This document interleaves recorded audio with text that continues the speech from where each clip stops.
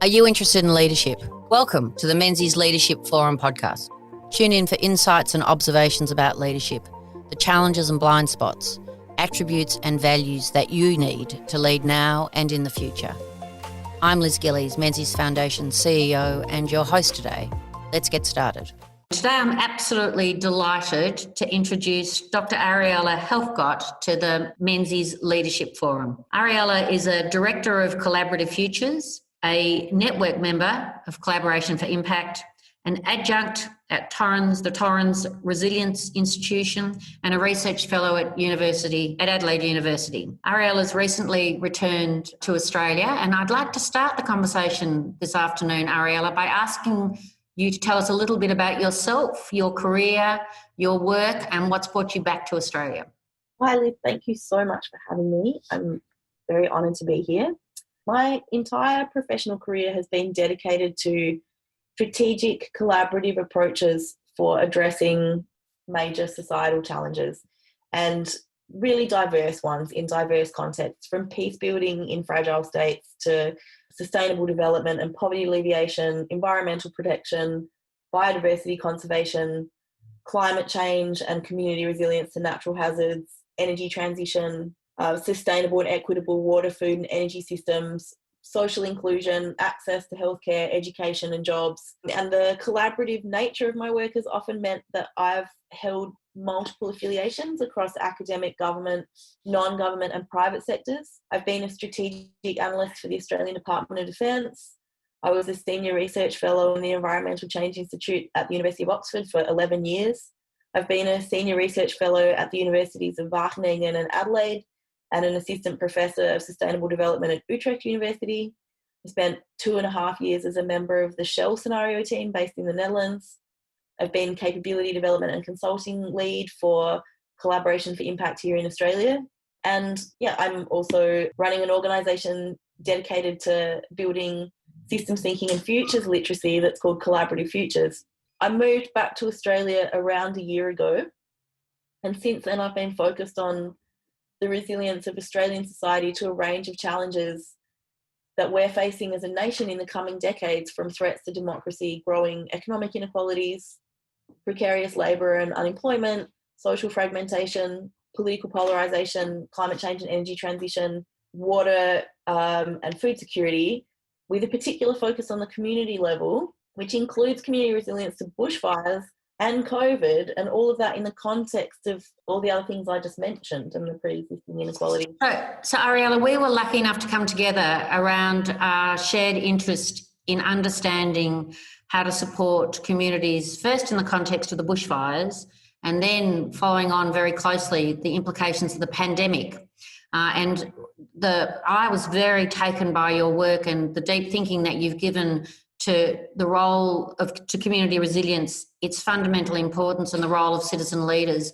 You've written an excellent paper around that. Can you just discuss the sort of more contemporary thinking about what community resilience is and what the role of citizen leaders are, and why that's so fundamental in the context that we find ourselves in and the challenges of today?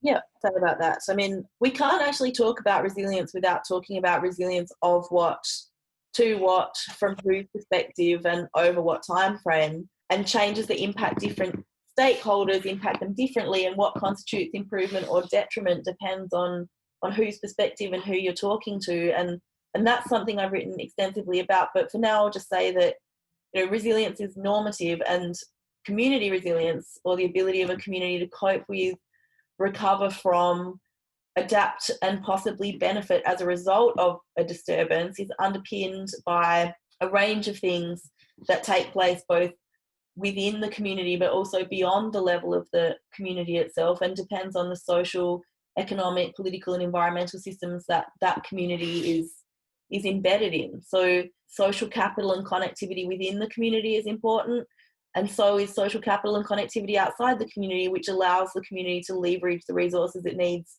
during a crisis. The quality of governance, economic diversification, learning and adaptive capacity, health, its geographic location and local natural environment, they all exist within these nested systems. I think the first part of 2020 really saw Australian society and communities across the country subjected to just an unprecedented range of social, economic and environmental challenges that meant that almost every dimension of Australian service provision, from emergency services like firefighters to healthcare providers to education providers and parents, all had to face situations in which they could be or were stretched past the limits of their capacity to meet the needs of Australian communities, and that led to a rapid reassessment of what was needed and of the role of community resilience in our ability to cope with the things that we're facing, and highlighted two sides of the story. That on one hand, everybody suddenly became more aware of the fundamental importance of strong public services, and on the other hand, of the need to build community capacity to cope with disturbance, and that those two things actually go hand in hand and that both are essential for an effective response. Basically, because if you have strong top-down public service provision without community involvement, it can disempower communities and lead to poor social outcomes and dependence. But on the other hand, weakening public services and deferring responsibility to communities to fend for themselves leaves our entire society vulnerable without the capabilities that come from higher levels of coordination and resource pooling, which creates avoidable disasters. Like, a community can't afford a water bomber by itself, and equally coordinated public action can save the public service a fortune. Australians personally staying home so that hospitals are not overstretched has saved billions of dollars.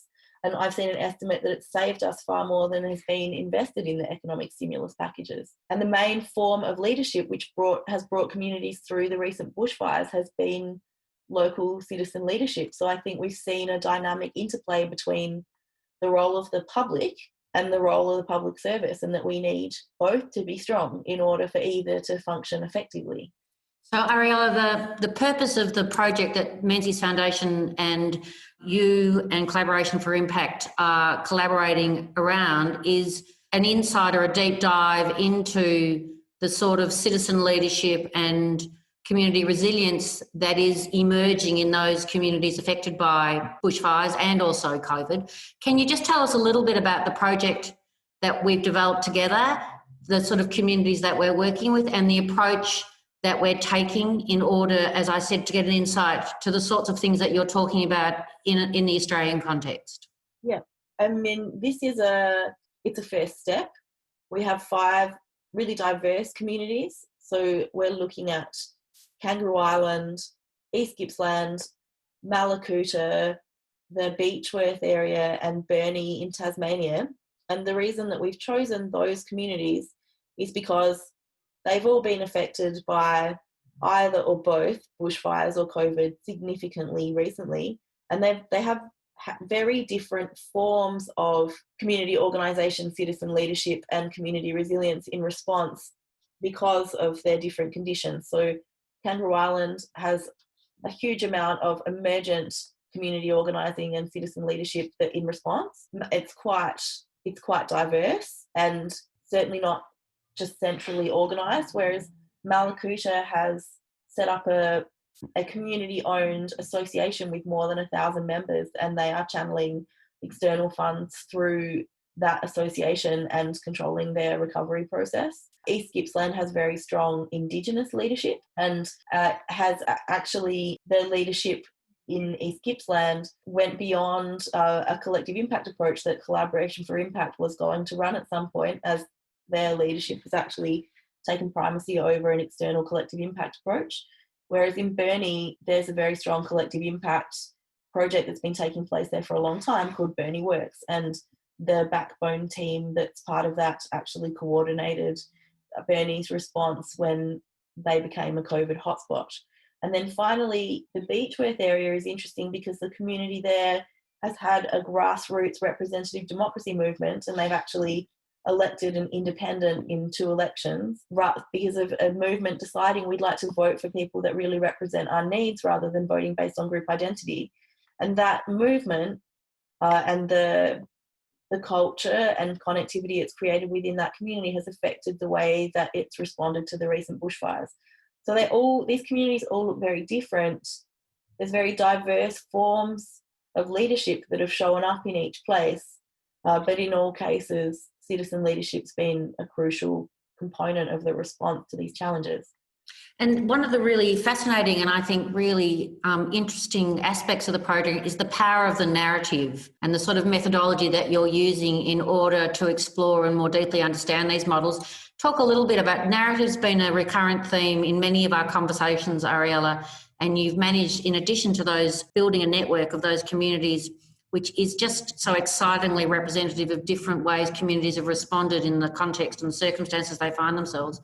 Tell us a little bit about the power of narrative and why that's such a potent tool in understanding and deepening our understanding of how to support other communities to build their own resilience and leadership capability. I mean, one of the principles of this project has been that communities need to control their own narrative, and that's founded in the approach to resilience that we're taking in this project, but also we want to know how communities identify their own leaders, how citizen leaders show up in each context, and what leadership means in local terms. What are the types of values and qualities each community is looking for in leaders, so that we can understand what's really being called for. What types of leadership are we really looking for to steward us through very uncertain times, and how can we support those things? So because we want communities to control the narrative, what we're actually doing is training community members in each of the 5 communities I mentioned in digital storytelling and narrative elicitation techniques. And community members are collecting stories from other community members. So they'll do all the gathering. And then we're also facilitating a shared sense-making process. So they're also the ones that do the sense-making from all of the narratives that have been generated, so that they can see what are the patterns that we're noticing in our communities, what insights are we gaining, and what do we want to do about this.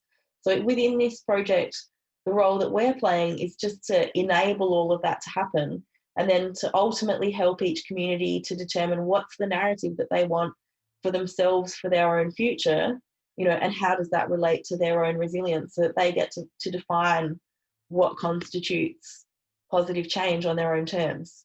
So one of the aspirations of the project, I mean, as I said, we're doing this deep dive and connecting with these 5 communities, but one of the aspirations of this project is to understand how we leverage that insight into, a broader based, better opportunity for any numbers of communities to get insight into how to build their own resilience and capability. I very much liked your point before about how this is the first step. Have you got any thoughts about how we might take this first step and what a systemic response or a systemic positioning in regard to this sort of opportunity might be? Yes, and there's quite a lot of dimensions to that answer. I mean, I really think at a very high level, these stories that are being collected, they're powerful, real stories, real Australian lives, and very inspiring visions of what leadership can look like, that together can contribute to a national level discourse about what types of leadership we're looking for and we want to support in this country in the coming decades. I think that has implications for the ways that we support, train and develop leaders. I think we're already seeing a shift away from more executive management style approaches to leadership development training that reflect the changes in the types of things that are already coming out of these stories, in terms of the people that have shown up as citizen leaders in the communities are not necessarily people with positional power or authority, but they're people with the ability to connect people to each other and to get things done, and they might not always be very, very visible. So all kinds of things about the way that we view leadership could change as a result of this project. There's a move away from seeing leadership as positional and as a role that people have, like to be a leader, to leadership being just an action that anybody can do from any position within the system, and that. So just in terms of that then, it lends itself, the reason I asked that question is when you look and you think across the breadth of your work, Ariella, and the things that you've seen in both, you have an extraordinary perspective in a global context, in the developing world, in sophisticated global context you've observed and you've seen this work, what's your sense of where leadership is in a more general sense? Where do you see the leadership discourse currently is? I think that there's actually almost a backlash against the concept of leadership in a lot of corners, where people see leadership as being equated with a notion of old power and positional authority. And one of the terms that one of my interviewees mentioned was the type of stale pale male that has come to power in times of relative stability. Are these the right people? Is leadership what we really need? And in response to that, there is an entirely different vision of leadership that's being presented, one that's much more, as I mentioned, sort of action orientated. I want a word that means like separating leadership from the notion of just positional power and positional authority to be something that anybody can do. That's more not about being the person up the front that's providing the vision and then all the troops have to follow, but rather somebody that has to work together with everybody on the ground to co-create shared meaning and ideas and a vision that everybody can get behind, and then to create the types of collaborative relationships that allow people to create what they need when they need it in response to the unpredictable circumstances that they find themselves in. So, Ariella, when you think that's a very, there's no doubt leadership is highly contested. And as you say, in so much of the leadership work, including in this work, the sort of hero out the front leader isn't necessarily able to build the network and influence relationships required to help whole communities galvanise and move forward when challenged. What sort of leadership attributes that you see that allow for this more collaborative notion of leadership, this less authoritarian, less heroic model of leadership that you're seeing manifesting in the work? What sort of qualities do we need to build in ourselves to be leaders in that sense, do you think?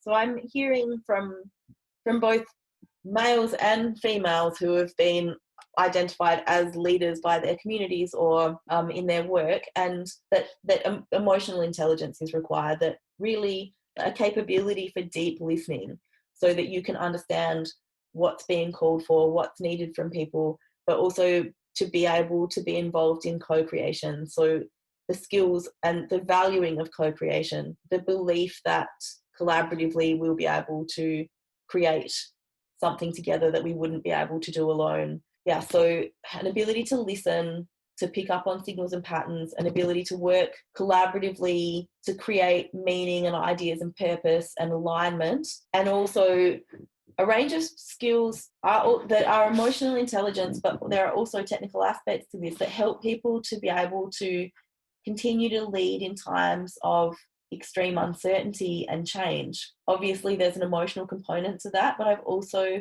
been hearing a lot about skills for appreciating systemic interdependencies and diverse possible futures and being able to roll adaptively in those situations. In closing, Ariella, we could talk all day, but just in closing, one of the really profound impacts of COVID is this accelerated pivot to the COVID normal world, and the amazing strides that have been made in terms of technological and digital platforms to facilitate and to support new ways of collaboration and coalescence.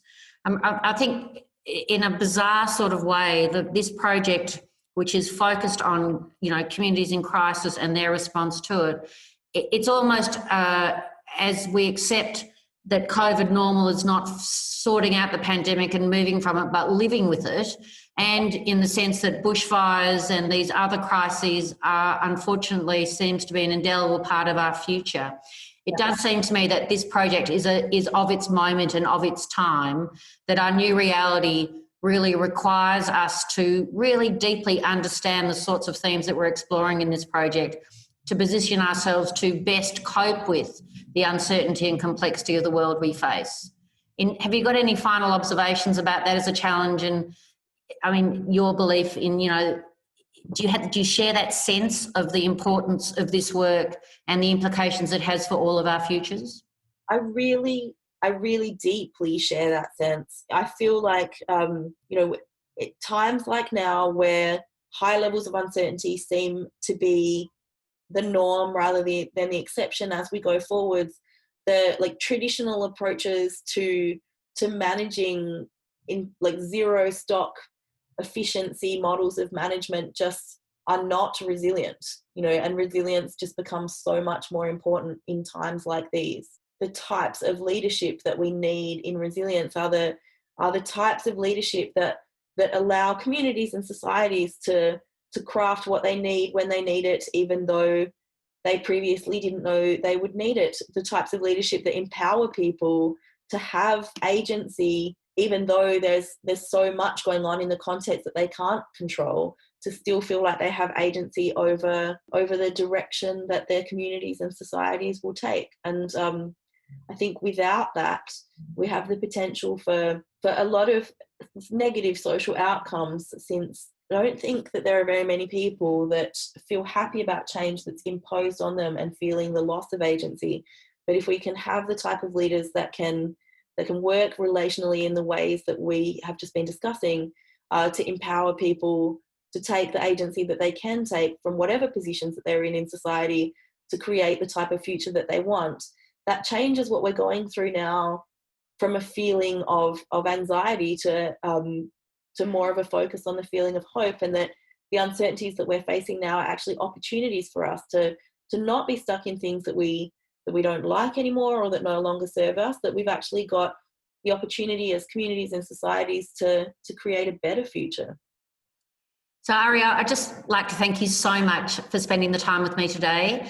Similarly to you, the Foundation thinks this is a really important piece of work that will make a significant contribution to the leadership discourse and to, as I said, ironically, to really understanding a future that can be seen as constrained by uncertainty, or as finding new ways and mechanisms of working through that to give agency and power to the people who feel buffeted by things beyond their control. And we're just delighted that you're working with us, that you bring the wealth of experience and insight that you do to the work, and we look forward very much to the next conversation with you when we can report out on deeper learnings from the work that we're embarking on together and really think about how we position it to make a real contribution to Australia and its future. So Aria, thank you very much, and I look forward very much to the next conversation. Thank you so much for having me. It was lovely to speak with you. Thanks, Ariella.